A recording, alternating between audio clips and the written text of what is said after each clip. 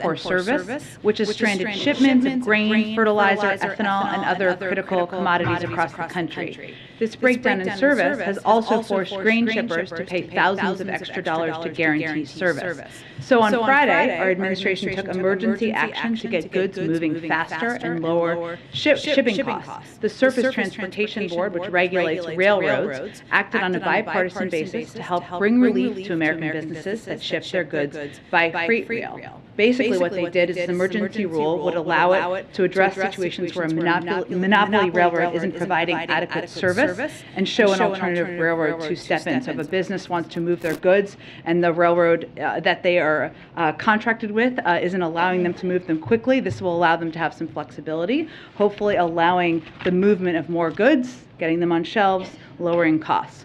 Also wanted to note that while the president is doing everything in his power to lower prices for American families, the Federal Reserve plays an important role, as you all know, in fighting inflation, which is why it's so important that we have all of the seats filled on the Federal Reserve's Board of Governors. Today and this week, as Congress returns, we're taking a big step forward toward filling these seats with the nominations of Lael Brainerd and Lisa Cook making their way to the Senate floor. We call on the Senate to confirm Dr. Brainerd and Dr. Cook, and we also call on the Senate to swiftly take up Jerome Powell and Philip Jefferson's nominations this week as well. These nominees are eminently qualified, ready to get to work, and deserve bipartisan support. They also will make history. Lisa Cook would become the first black woman to ever serve on the Board of Governors, and Philip Jefferson will be only the fourth black man to serve on the Board of Governors.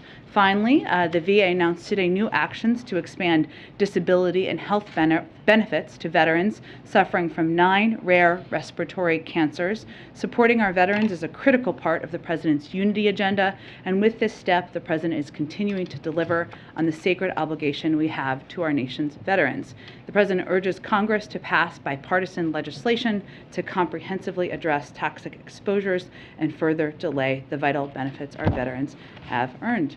Andrea, welcome back. Peter, welcome from book leave. Now they're going to ask me especially hard questions. Zeke, go ahead. Thanks, Jen. Secretary Austin, I believe, said earlier this morning that the U.S. wants to, quote, see Russia weaken to the degree that it can't do the kinds of things that it has done in invading Ukraine. He said that in regards to Russian military losses, quote, we want to see them not have the capability to very quickly reproduce that capability. Is it U.S. policy now to permanently degrade the Russian military? Well, I think what Secretary Austin in his press conference was referring to is the fact if you go back about 2 months ago, remember President Putin gave a speech where he talked about the aspirations, his aspirations, the aspirations he had for the Russian military, which were to degrade Ukraine, of course, to subsume Ukraine, to take over their sovereignty, their territorial integrity. Of course, they haven't succeeded at that, but to go beyond that. So what Secretary Austin was talking about is our objective to prevent that from happening. Obviously, right now, the war is in Ukraine. We're proud of the Ukrainians' success, their efforts to fight back, to push back on the Russian military, thanks to their bravery, but also to our support. But yes, we are also looking to prevent them from expanding their efforts and President Putin's objectives beyond that too. Is there any concern in the White House that sort of rhetoric plays into their domestic message to their audience about the West is out trying to get us and contain us? That by saying you're trying to weaken the Russian military and is essentially strengthening Putin's hand at home? No, I would say it's consistent with our view and the President's view and Secretary Austin's view that we are going to do everything we can to push back on President Putin's aspirations to subsume Ukraine, to take over their territorial integrity and their sovereignty, and aspirations he had as of 2 months ago to go beyond that. And Congress is back in town today. The President last week said he's going to go back to Congress looking for additional supplemental Ukraine funding. Do you have a dollar figure for how much the President is going to ask for and how long that money would last? Sure, not quite yet. He is expect he'll have consultations and conversations with military leadership and, of course, leadership from the State Department over the course of the coming days. I expect it will be something later in the week and expect it will be a longer-term package or proposal. Go ahead. Just a quick one on the breaking news, Twitter agreeing to let Elon Musk go through this purchase. Do you have a response to that? And does the White House have any concern that this new agreement might have President Trump back on the platform? Well, I'm not going to comment on a specific transaction.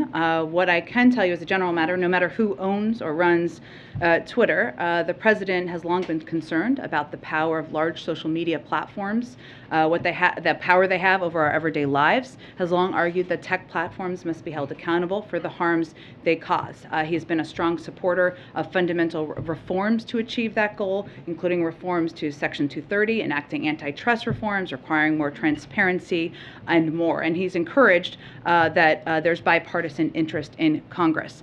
In terms of what hypothetical policies might happen, I'm just not going to speak to that at this point in time. On the situation at the border and Title 42, Congressman McCall said this weekend that Secretary Mayorkas has expressed some frustration directly to him about how the administration is ending Title 42. He says the Secretary is saying that the Border Patrol, Catholic charities are already overwhelmed. So has the Secretary raised these concerns with President Biden, and are these concerns that the White House shares? Well, I think it's important to remember that Title 42 is not an immigration policy or an immigration authority. It's a health authority. So yes, it was coordinated with the Secretary of Homeland Security and through an interagency process. And there's been planning in the works for months for this possibility that the CDC to take this action. Secretary Mayorkas is going to be testifying later this week multiple times. I'm sure he will answer that question and multiple other questions, and I will let him speak for himself. But I would just note that we're continuing to prepare for May 23rd and the implementation, and there is a multi-part strategy that Secretary Mayorkas has been leading and overseeing for the past several months. Has he raised these concerns with the president? I'm not going to get into private conversations, but I think, again, it's important to note this is a CDC decision and authority about when we had the health conditions to lift Title 42. It wasn't an indication of an immigration policy. Do you believe that there will not be a surge as a result of Title 42 being lifted? Well, the Department of Homeland Security has projected that there could be an increase in people coming to the border, and that's why they've had a multi-part plan and proposal and policy they've been implementing for months now to prepare for that. Is Title 42 and the potential end to it the reason that the Congressional Hispanic Caucus is meeting with the president today? No. Actually, if you may remember, the president has been meeting with a number of the caucuses from Congress, from the Congressional Black Caucus.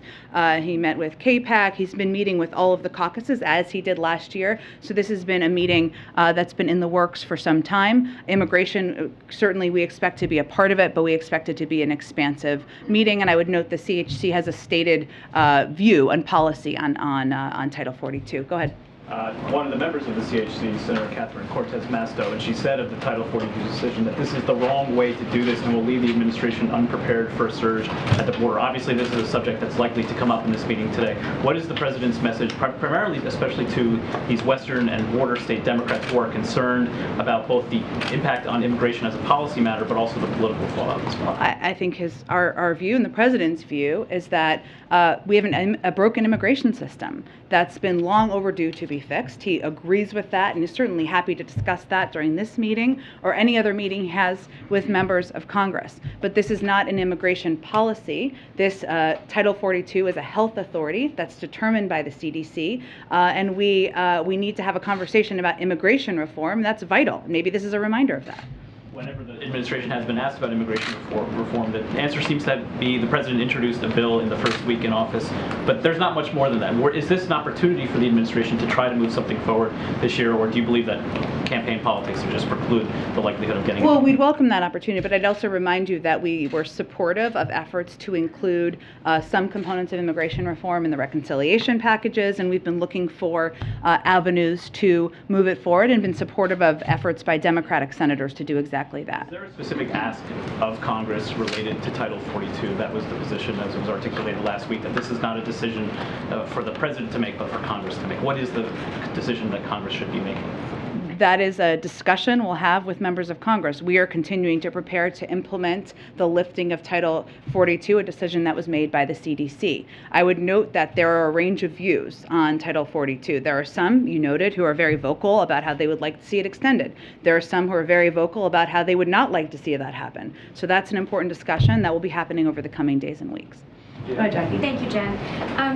I don't believe the White House so far has commented on the death of Bishop Evans, the 22-year-old National Guard specialist who drowned trying to save 2 migrants. I wanted to give you an opportunity to say some words about it. Yes, thank you for that, Jackie. And the news of the confirmation that his body had been found was confirmed just a couple of hours ago. I would note that, of course, our heart goes out to his family and to his loved ones. To confirm all the specific details, he went missing on Friday following his selfless efforts to rescue 2 migrants who appeared to be drowning, and who were trying to cross a river in Mexico that went to the United States, went into the U.S., of course.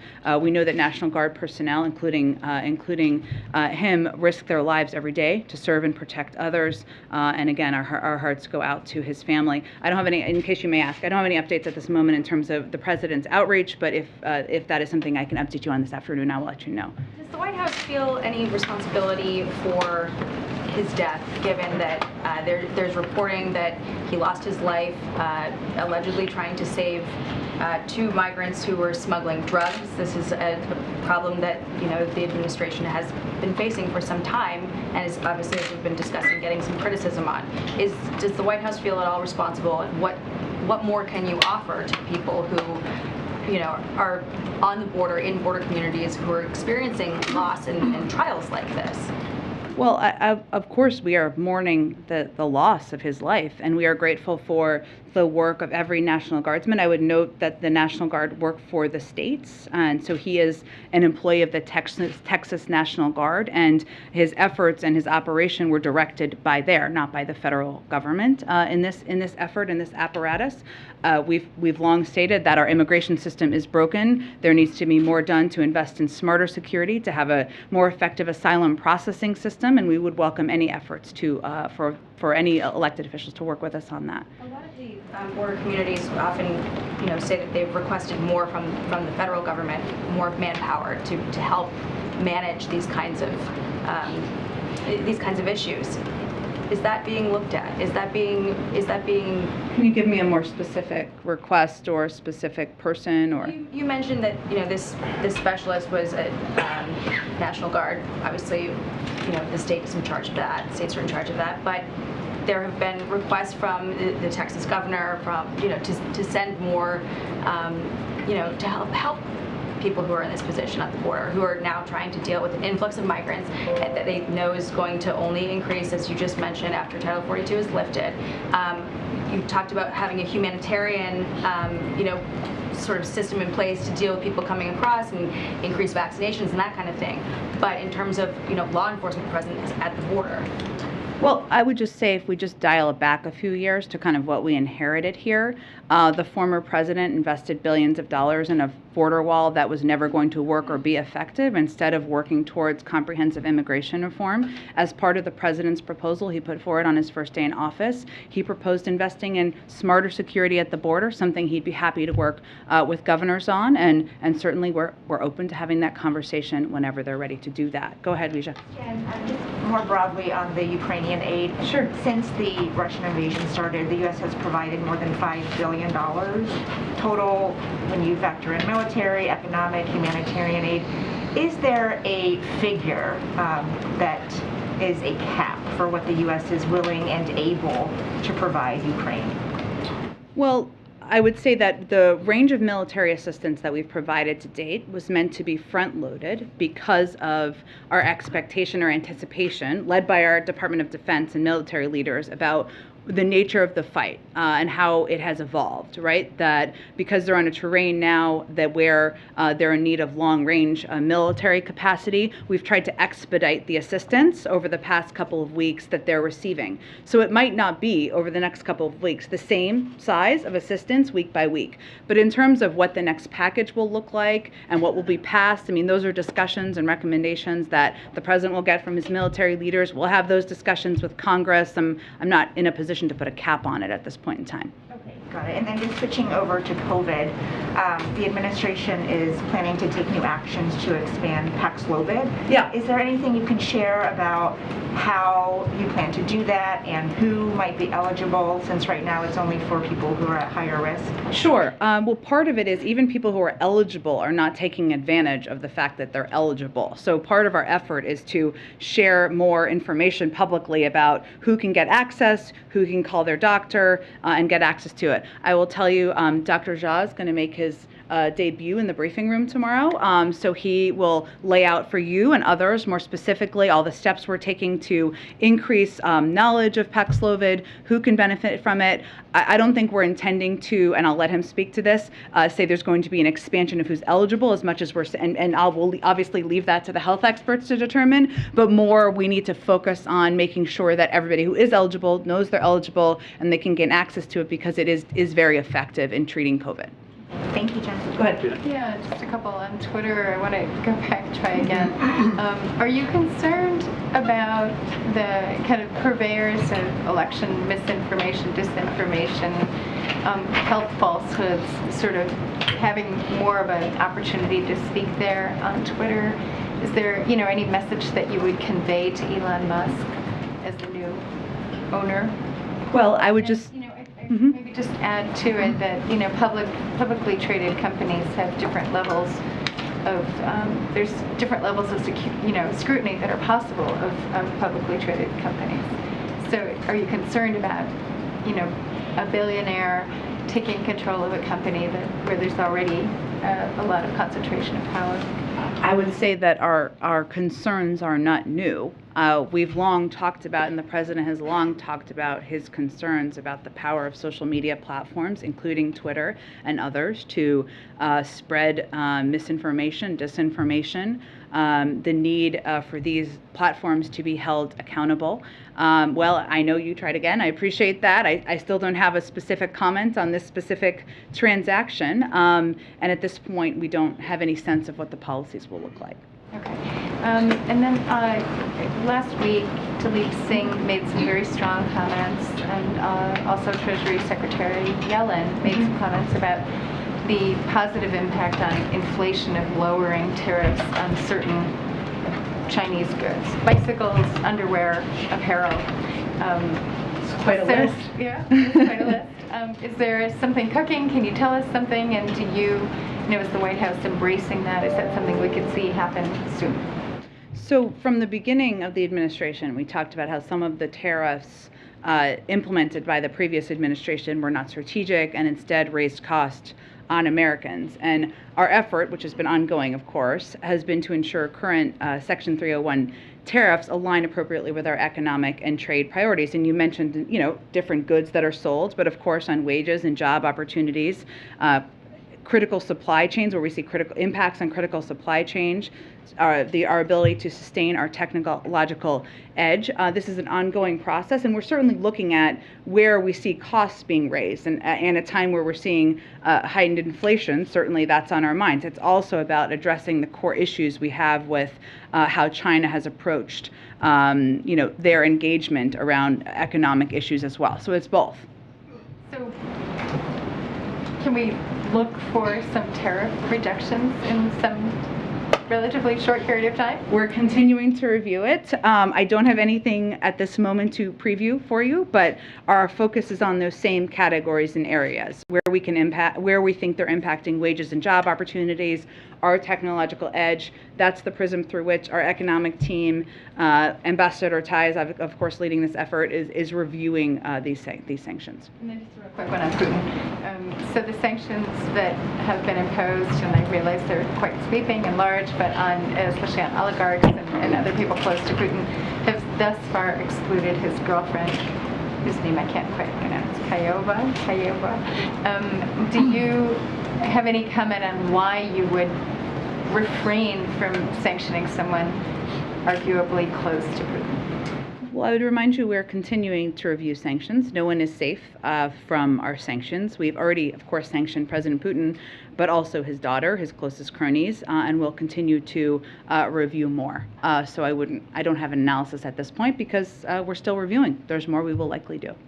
Go ahead. Jen, on just the broader strategy of helping Ukraine, there's obviously hurting Russia economically, hurting Russia militarily. Given that the U.S. has rolled out so many economic sanctions already against Russia and the heavy fighting that we're seeing now, should we expect that the help that the U.S. offers Ukraine going forward would be more heavily militarily focused as opposed to economic? Or is that the wrong way of looking at it? It's sort of all of the above? No, I understand your question. I think these are all discussions that we are having through the interagency, and there'll be a recommendation made to the president. I mean, there's no question they need additional military assistance as part of Secretary Austin's follow-up to his trip to Ukraine. He was in Germany today, meeting to discuss kind of the next steps and what their needs are as the battle and the war continues to evolve. But they are also going to have significant humanitarian and economic needs as well. So I would expect that all of them will continue to be touched on. But these are the discussions that are happening in the interagency process now. And is there any new updated U.S. assessment on any discontent or disagreement within Putin's top advisors or inner circle about the direction of the war? I don't have any assessment I can read out from here, any new assessment. And just one more on a different topic, just on inflation, given that it continues to be such a big concern for so many people. The president obviously doesn't have the luxury of wandering outside the White House. He can't, go fill up his car or go to the grocery store. Can you give us a sense of how he sort of is updated every day, how he gets a sense of how much does milk cost more today than a week ago? Just how does he sort of keep up to date on how much more expensive things are for the average American? I can assure you that the president sees himself as the kid from Scranton more than many people who work in his administration, and he is often the person who reminds people and members of his policy team in meetings what the impacts of rising food costs or gasoline costs or other issues are. He does request and receive regular updates from his economic team, and often when he returns from weekends at home in Delaware, he comes back with conversations he had with people as he came out of church, or as people he's known for a long time in his community, and they often tell him about how the rising costs impact his life. So I would say that he stays abreast of these changes and of these increases in costs and the impacts through economic data and briefings, but also through his own conversations whenever he can have them. Jen? Go ahead. I have a question here about following the recent Palestinian terror attacks from the Temple Mount and previous week of attacks that have killed many Israelis and wounded more. Is the Biden administration reconsidering its support of the Palestinian Authority's two-state solution dividing Israel, or stopping the welfare payments sent to the Palestinian Authority, who use the money for their pay-to-slay reward system? And I have a follow-up question. Okay, well, I would just note that I spoke to this last week on Wednesday, where I noted that the United States is deeply concerned by the recent violence in Jerusalem, on the Temple Mount, and across the West Bank, and we also strongly condemn the recent rocket attack on Israel. You may or may not have seen also that the president conducted a call with Prime Minister Bennett on Sunday morning. He accepted an invitation by Prime Minister Bennett to visit Israel in the coming months, no specific date yet. He took note of the ongoing efforts between Israeli and Palestinian officials to lower tensions and ensure a peaceful conclusion to the holy season of Ramadan. And he also affirmed our unwavering support for Israel and its defense needs, and welcomed the historic $1 billion allocation to replenish Israel's Iron Dome system. Okay, the follow-up is, in view of continued Palestinian violence against innocent civilians, is the Biden administration willing to stop payments to the anti-Semitic UN agency UNRWA and support restoring the Jewish cemetery in Vilnius, Lithuania to its former glory? Again, I think I don't have any changes to announce to our policy. I spoke to our condemnation of the violence just now, last week as well, and noted also our call to the Prime Minister. Go ahead. Point of clarification on the aid that the U.S. has already allocated to Ukraine. Sure. The president said last week that he had almost exhausted his drawdown ability. So how much after that announcement of the $800 million on Thursday does the U.S. have left to provide Ukraine?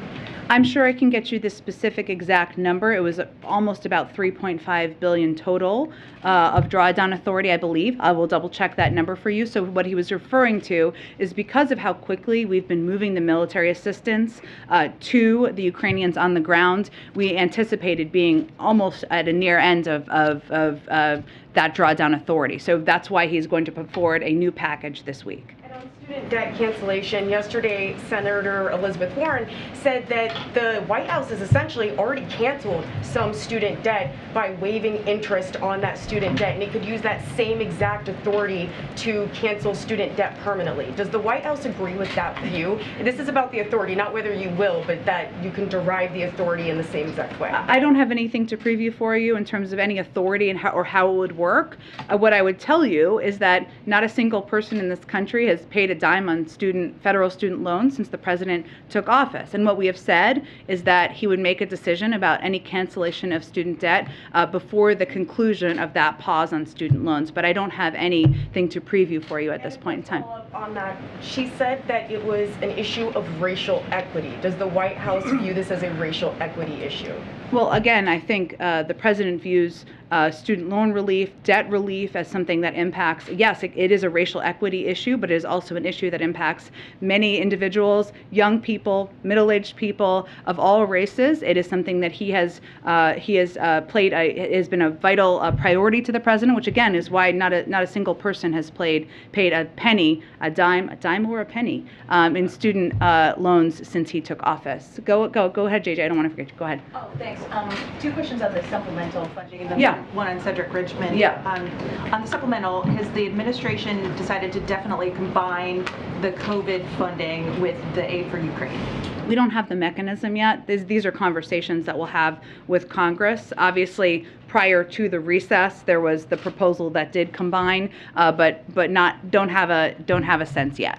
And then is the White House considering extending the Title 42 immigration restrictions as part of a deal with Congress? Are you considering that? Again, this would be Congress having the discussion. We're continuing to prepare for a May 23rd implementation. There'll be a range of conversations about this over the coming days. The New York Times is reporting that Cedric Yes. Richmond is leaving. Is he? And just last week, he said publicly that he wouldn't leave unless the president asked him to. So something changed there? Yes. Okay. Well, let me first say that Cedric Richmond continues to be a vital, essential advisor to the president, was on the campaign, continues to be in the White House. I have been in many meetings with Cedric Richmond where the president goes to him and looks to him for his political sense, his assessment of Congress. He trusts him implicitly. I have nothing to announce at this point, but I can assure you when we have something to announce, it will involve a new important role for Cedric Richmond and something the president is excited about and has asked him to do. Jim, Go ahead. We saw the readout from the call with the French president. Did the president see any larger meaning in the French elections in terms of the support of the Allied effort against Russia? I don't have any assessment of that. I'll leave that to others to do analysis of. The president was pleased with the outcome. As you know, he spoke with President Macron this morning, and he's looking forward to continuing to work with him in standing up against Russian aggression and standing with the Ukrainian people. Ron, just along those lines, Ron Klain tweeted an interesting observation that President Macron secured a double-digit victory at a time when his approval rating was 36%. Was there anything he was suggesting? I don't have any more analysis to provide on that front, though. Appreciate the question. Go ahead. On NATO, reports in Finland and Sweden say that the two countries are preparing to apply to join NATO as early as next month. Is the White House supportive of that effort? Well, those are decisions for these countries to make and for the NATO alliance to make, and so we'll leave it to those entities. And then just on gun violence, we learned more about Friday's shooter today from DC police, who say he had hundreds of rounds of unspent ammo inside his Connecticut Avenue apartment. And then today, the DC mayor announced a new police initiative to target violent crime. Does the president believe he's done all he can do to fight violent crime, gun issues around this country without the intervention of Congress? Well, he will continue to look for every authority he has to take steps to address gun violence, violent crimes across the country. The last time we had data was in 2020, I believe. And at that time, about 77% of homicides were done with a firearm. And you saw him talk 2 weeks ago now, it's all running together, but 2 weeks ago now, I believe, about ghost guns and the steps that he is going to continue to take to address ghost guns, which we have seen have a rising role in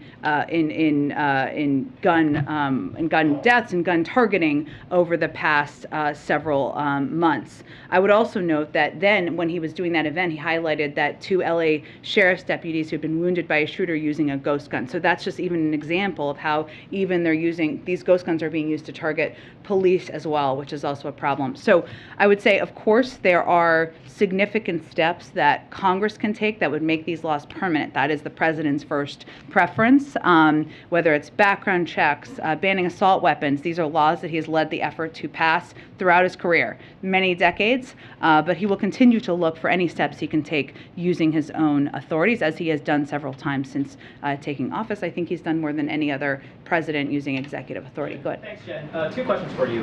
President Biden made his first endorsement of the midterm election cycle on Saturday, endorsing Congressman Kurt Schrader. Why did he decide to weigh in on this race first? And what would you say to some progressives who are frustrated that he endorsed Schrader over his opponent? I certainly understand your question. I don't make the rules, but the rules are I can't speak a lot about politics from here. So I would point you to the DNC, and I would point you to Congressman Schrader's office. Second question for you. There's been a fair bit of speculation about Vladimir Putin's health based on recent videos of him. Has the White House made an assessment on this matter, and have concerns been raised internally at all about this topic? I don't have any assessment to offer from here or any particular comment on the mental health of President Putin. Go ahead. Yeah, Jen, back to Title 42 quickly. I want to make sure I'm understanding what you're saying today. I hear you talking about discussions going forward, the debate that's happening, all of that. Are you saying that Title 42, I know you're prepared to lift the current policy May 23rd. Are you saying that will happen unless Congress acts? Or are you saying the White House might do something else? Congress would have to take action in order for the date not to be May 23rd. On Hunter Biden, the New York Post is reporting, looking at White House visitor logs, there were 19 visits to the White House while the president was vice president by Hunter Biden's business partner, including one with the vice president. Do you help us understand why that business partner had access and what those meetings were about? I don't have any information on that. I'm happy to check and see if we have any more comment. Former Senator David Perdue last night, hoping to be a senator again, opened his debate by saying that the 2020 election was rigged and stolen. We know that most courts have ruled that it was fair.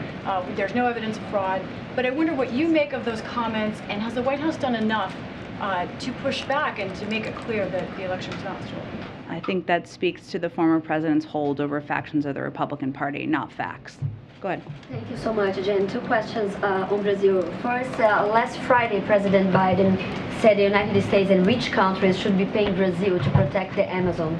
And he said he's trying to get this done. So what exactly is he trying to do? Is he trying to work with other rich countries, negotiating with Brazil?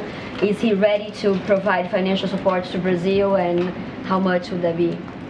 So the science is, in the president's view, and the reason he made these comments, is that the science has only become more clear that the world needs to both strengthen and accelerate emissions reductions, and part of that goal includes conserving global forest ecosystems that remove carbon from the atmosphere and store more carbon than they emit in a year, serving as carbon sinks. So President Biden recognized the necessity of mobilizing funding from from world governments and the private sector, and the plan to conserve global forests, the critical carbon sinks launched at COP26, aims to mobilize finance from the public and private sector with a strong focus on levering private sector finance through market mechanisms. So that's what he was speaking to, and certainly an effort he continues to support. And there is a delegation today from the State Department in Brazil. I wonder if this trip has anything to do with the war in Ukraine, and perhaps the United States seeking or interested in working with Brazil on food and energy security. I would really point to the State Department. We are working with a range of countries, obviously, on addressing where we see any food shortages around the world, and obviously Ukraine is front and center on the minds of most global leaders. And just a quick one, why President Biden has declined to talk with President Bolsonaro? We know that the Brazilian government is trying more than once. So why is he declining? I don't have any update. The president obviously has a busy schedule. He has spoken with a range of global leaders, but not every single one. And you just noted the State Department is in Brazil for a visit. So I would note we have an ongoing dialogue at a high level. Go ahead. Go ahead. Oh, okay. Either one. Okay. You're kind of matching today, I'll note. Yeah, there you go. In your suits in blue. So more people are starting to talk about recession. Goldman Sachs and Bank of America alluded to it because of inflation. The steps that have been taken so far haven't seemed to work to get inflation to come back down. What additional steps are you guys looking at to curb inflation, as well as the feeling that the economy is headed in the wrong direction? Well, I would say first, there are a number of strong economic indicators that we would point to. We created more jobs last year than any year in American history. The unemployment rate is at 3.6%. We know that costs are too high. Inflation, which the Federal Reserve has purview over, still projects that it will moderate by the end of the year. There are a number of steps they have, and they have indicated they have the plans to recalibrate. We support that effort. They have a lot of power here in terms of taking steps to address inflation. We are not, the president is not waiting for that to happen, and he's taking steps to address where we see costs increasing in different areas that impact the American people's pocketbooks, whether it's gas prices. Obviously, he made an announcement to tap the Strategic Petroleum Reserve, led the global release, led an effort to release from the globally to bring down gas prices. We've also taken steps to fix issues with our supply chain to make sure goods are moving as quickly as possible. And there's a lot of interest, continues to be in Congress, to take steps to lower costs on prescription drugs, healthcare, elder care, child care. Those are all steps that are based on the president's proposals. The president has pushed those spending proposals. The San Francisco Federal Reserve released a report. They'd be fully paid for, so they're not actually spending proposals. They're proposals to lower costs that are fully paid for. The San Francisco Federal Reserve released a report saying that government spending accounted for 3% of the inflation that we're seeing now. So is spending more really the way to go? Well, again, I think if you look back at where we were a year and a half ago, we're at the point where there was a significant economic downturn, where people were really suffering, struggling to put food on the table. People were out of work. And what we did at that time is take steps to help stem that economic downturn. And that was a decision made that the president continues to believe was in the interest of the American people. Well, that's going on China. Looking at more lockdowns now, Beijing may be involved in that. Is there anything that the administration is looking at doing to help the supply chains if this clogs up again? Yeah, so we're following this very closely, and as you know, there are a couple of different issues at play here. There's obviously Shenzhen, which has kind of reopened, and they had moved around where their goods were being produced and moved around which ports they were going through. Shanghai, obviously, and there are a couple of industries that were being impacted.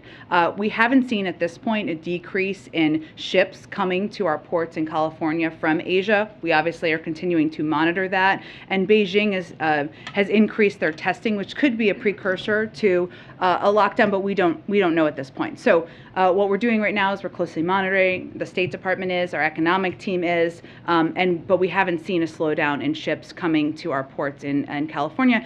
If there's an increase as lockdowns decrease in some parts of China, we'll also be prepared for that because we've been able to take steps to reduce the number of cargo ships there. Just one question, Jen. There's been a lot of explosions and strange fires at quite significant places in Russia over the last couple of weeks. Just most recently in the city of Bryansk, these oil containers blew up. There's a lot of speculation over what's causing it. And obviously, one of the theories would be that the Ukrainians somehow are doing it. What is the U.S. position on Ukraine attacking inside Russian territory? Is this something that the U.S. would encourage them to do and try and help them do, in terms of the weapons, or is it something maybe where you advise the Ukrainians not to go there? We don't have any confirmation of that. Ukraine is defending their own country, so I'm just not going to speak to a hypothetical. I'm not asking for confirmation on things that have happened. It's just there's obviously a lot of speculation, and it's kind of an obvious point, right? Like they're fighting the Russians tooth and nail inside their own country, quite often near the borders, and the Russians are inside their country. So is there a U.S. position on whether the Ukrainians should have the right, or maybe even be encouraged to take their fight beyond their border? Again, that is a hypothetical, so I'm not going to speak to it. Ukraine's country is being invaded. Russia is invading their country. That's what we're supporting them for, and there's been no confirmation of what you're detailing. So I'm just not going to speak to it. Go ahead.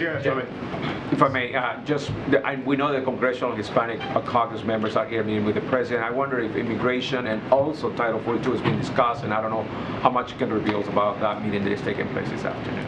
So I don't have a readout of the meeting at this point in time. I would note that this is part of the series of meetings, as I noted earlier, that the president is doing with a range of the caucuses in Congress. He did the Congressional Black Caucus, he did KPAC, and he did these last year as well. So we certainly expect immigration to be a topic of discussion, but I would note that the CHC also has a stated position on Title 42 as a caucus, which is that they oppose any change to the decisions that has been made. So anything could be discussed, but I wouldn't anticipate that being a major topic. If I may, on Transnistria. Sorry, Malco, comes to you next. Go ahead. If I may, on Transnistria, there appears to be some kind of attack on the Ministry of State Security. We know that Moscow has been talking about this area possibly entering the conflict. It seemed it happened on a holiday when there wouldn't have been people in the building. Does this bear the hallmarks of a false flag operation of the sort that you've been warning us about? Yeah, I've seen the reports. I don't, obviously we have, of course, but I don't have any confirmation of the specifics or the details at this point in time. From here. Question on malaria. Go ahead, Matt, did you have a question? Yeah, I just have two. The first is with the CHC coming, some have wanted the administration to do more on executive actions related to immigration. And I guess just philosophically, does the president believe that he's exhausted most of the things that he can do through executive power? You had alluded earlier about the legislative push. Sure. But are there things that he feels like he could still do through executive actions related to immigration? I mean, I think his view is that taking steps and working with Congress to pass comprehensive immigration reform that has smarter security, that does put in place an asylum processing system that works, is the best step that will have a lasting impact. Obviously, we're continuing to assess any executive actions we can take, but he'll, I think, continue to discuss legislative actions as well. And then secondly, you had mentioned this at the top about the toxic exposures, and that the president wants comprehensive legislation to be passed. The House has passed a version related to this. The Senate has passed a version. Yeah. The Senate version is sometimes criticized by advocates as not going far enough. So does the president have a stance on which piece of legislation he views as addressing this issue comprehensively? Is he getting involved in that? There's other legislation that hasn't been passed in the Senate that also grapples with this issue. Sure. I mean, obviously, as you know, now the next step is for both bodies of Congress to work together and figure out the path forward. We did issue a SAP on the PAC Act. So beyond that, I don't think I have anything more to update you on the position. Go ahead. Thanks, Jen. I had a question on Title 42, at the risk of this being a dumb question.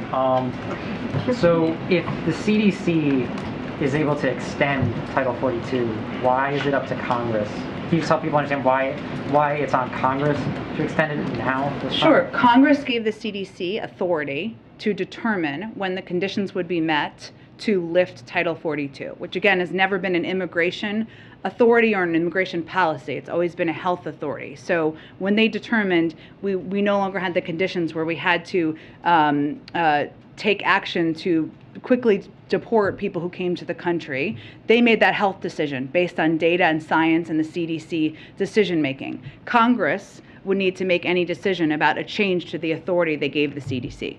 Doesn't have the authority to just say things have changed again. If the health and data conditions change, they could certainly make a different decision, sure, but they make decisions based on health and data, not based on politics or where members of Congress sit.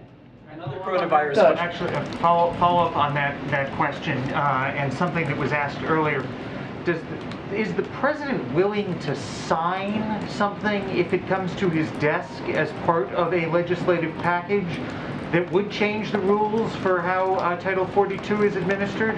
Because if it is in fact, it is up to Congress, ultimately that would get to the president's desk and he would ultimately have to either sign it or veto it.